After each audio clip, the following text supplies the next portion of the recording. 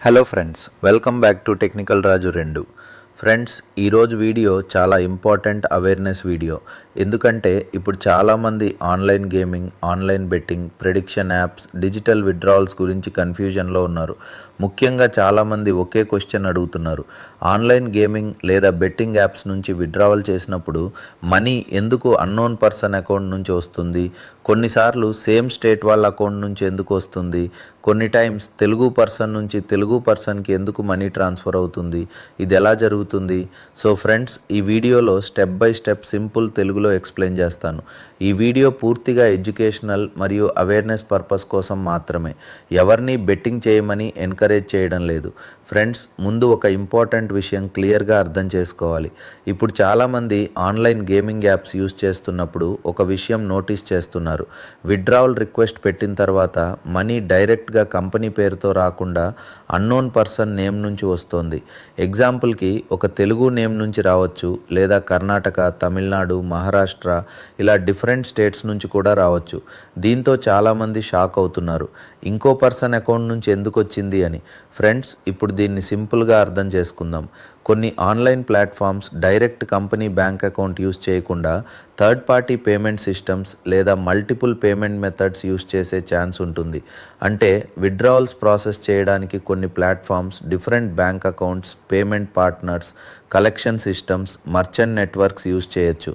దీంతో యూజర్కి many different names నుంచి వచ్చినట్టు కనిపించవచ్చు. ఫ్రెండ్స్, ఇంకో విషయం ఏమిటంటే యూపీఐ సిస్టమ్స్ మరియు ఇన్స్టెంట్ పేమెంట్స్ చాలా ఫాస్ట్గా వర్క్ చేస్తాయి. కొన్ని పేమెంట్ సిస్టమ్స్ పూల్డ్ ట్రాన్సాక్షన్స్ లేదా రౌటింగ్ మెథడ్స్ యూజ్ చేసే అవకాశం ఉంటుంది. దీనివల్ల మనీ ట్రాన్స్ఫర్ ఒక డైరెక్ట్ కంపెనీ ట్రాన్సాక్షన్ లాగా కాకుండా మల్టిపుల్ ట్రాన్సాక్షన్ రూట్స్ ద్వారా వచ్చినట్టు కనిపించవచ్చు. ఫ్రెండ్స్, ఇప్పుడు చాలామంది ఇంకో విషయం అడుగుతున్నారు: తెలుగు పర్సన్ నుంచి తెలుగు పర్సన్కి ఎందుకు వస్తుంది?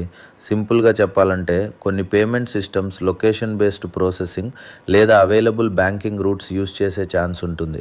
ఎగ్జాంపుల్కి ఏ స్టేట్లో ఫాస్టర్ ట్రాన్సాక్షన్ రూట్ అవైలబుల్ ఉందో, ఏ బ్యాంక్ యాక్టివ్ ఉందో, ఏ పేమెంట్ ఛానల్ వర్కింగ్లో ఉందో ఆ సిస్టమ్ బేస్డ్గా రౌటింగ్ జరగచ్చు. అందుకే కొన్ని టైమ్స్ నియర్ బై స్టేట్స్ లేదా సేమ్ లాంగ్వేజ్ నేమ్స్ కనిపించవచ్చు. ఫ్రెండ్స్, కానీ ఒక ఇంపార్టెంట్ విషయం గుర్తుంచుకోండి: ప్రతి ట్రాన్సాక్షన్ వెనుక ఎగ్జాక్ట్ టెక్నికల్ సిస్టమ్ బయటికి విజిబుల్గా ఉండదు. కొన్ని apps direct company account use చేస్తాయి, కొన్ని మర్చెంట్ అకౌంట్స్ యూస్ చేస్తాయి, కొన్ని ఆటోమేటెడ్ పేమెంట్ సిస్టమ్స్ యూస్ చేస్తాయి. అందుకే నేమ్స్ మరియు ట్రాన్సాక్షన్ డీటెయిల్స్ డిఫరెంట్గా కనిపించే అవకాశం ఉంటుంది. ఫ్రెండ్స్, ఇప్పుడు ఇంకో ఇంపార్టెంట్ విషయం సైబర్ క్రైమ్ కంప్లైంట్స్ గురించి. చాలామంది ఆన్లైన్లో మాట్లాడుతున్న విషయం ఏమిటంటే అన్నోన్ అకౌంట్స్ నుంచి మనీ వస్తే ఫ్యూచర్లో ప్రాబ్లం అవుతుందా అని. ఫ్రెండ్స్, ఇక్కడ అవేర్నెస్ చాలా ఇంపార్టెంట్. ఏ ప్లాట్ఫామ్ అయినా యూస్ చేసే ముందు కంపెనీ డీటెయిల్స్ చూడాలి, రివ్యూస్ చెక్ చేయాలి, లీగల్ ఇన్ఫర్మేషన్ వెరిఫై చేయాలి, కస్టమర్ సపోర్ట్ ఉందా చూడాలి. ఇవి చాలా ఇంపార్టెంట్. ఎందుకంటే కొన్ని ఫేక్ యాప్స్ కూడా ఇంటర్నెట్లో ఉన్నాయి. కొన్ని యాప్స్ మొదట విత్డ్రావల్స్ ఇస్తాయి, తర్వాత సడన్లీ క్లోజ్ అవుతాయి. కొన్ని ఫేక్ సపోర్ట్ సిస్టమ్స్ యూస్ చేస్తాయి, కొన్ని రెఫరల్ ట్రాప్స్ క్రియేట్ చేస్తాయి. అందుకే బ్లైండ్లీ ట్రస్ట్ చేయకూడదు. ఫ్రెండ్స్, ఇప్పుడు బ్యాంక్స్ మరియు డిజిటల్ మానిటరింగ్ సిస్టమ్స్ గురించి మాట్లాడుకుందాం. ఇండియాలో ఇప్పుడు ఆల్మోస్ట్ అన్ని ట్రాన్సాక్షన్స్ డిజిటల్ అయ్యాయి. UPI, bank transfers, wallet payments, merchant transactions ఇవన్నీ డిజిటల్ రికార్డ్స్ క్రియేట్ చేస్తాయి. ట్రాన్సాక్షన్ జరిగినప్పుడు transaction ID, time, payment route, bank reference, UPI details లాంటివి క్రియేట్ అవుతాయి. ఇవి డిజిటల్ సిస్టమ్స్లో స్టోర్ అవుతాయి. ఫ్రెండ్స్, చాలామంది అనుకుంటారు మొబైల్లో చేసాం కాబట్టి ఎవరికీ తెలియదు అని. కానీ డిజిటల్ పేమెంట్స్కి రికార్డ్స్ ఉంటాయి. బ్యాంక్స్ కూడా కొన్ని ఆటోమేటెడ్ సిస్టమ్స్ యూస్ చేస్తాయి. ఎగ్జాంపుల్కి sudden large transactions, unusual activity, multiple unknown transfers ఇలాంటి కేసెస్లో ఆటోమేటెడ్ రివ్యూ జరిగే అవకాశం ఉంటుంది. అంటే ప్రతి ట్రాన్సాక్షన్ మాన్యువల్లీ పోలీస్ చూస్తున్నారు అని కాదు, మోస్ట్లీ ఆటోమేటెడ్ సిస్టమ్స్ పనిచేస్తాయి.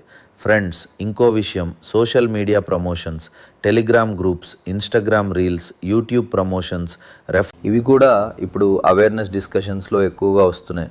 Especially guaranteed income, daily fixed profit, 100% winnowing లాంటి క్లెయిమ్స్ చాలా రిస్కీ. అందుకే వ్యూవర్స్ కూడా కేర్ఫుల్గా ఉండాలి. ఫ్రెండ్స్, ఇప్పుడు సైబర్ క్రైమ్ డిపార్ట్మెంట్స్ కూడా అడ్వాన్స్డ్ టెక్నాలజీ యూస్ చేస్తున్నాయి.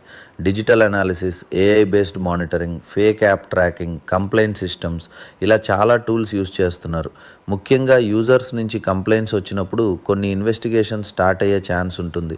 ఎగ్జాంపుల్కి withdrawal problems, fake promises, money loss scams, customer support issues, ఇలాంటి సిచ్యువేషన్స్లో కంప్లైంట్స్ రావచ్చు.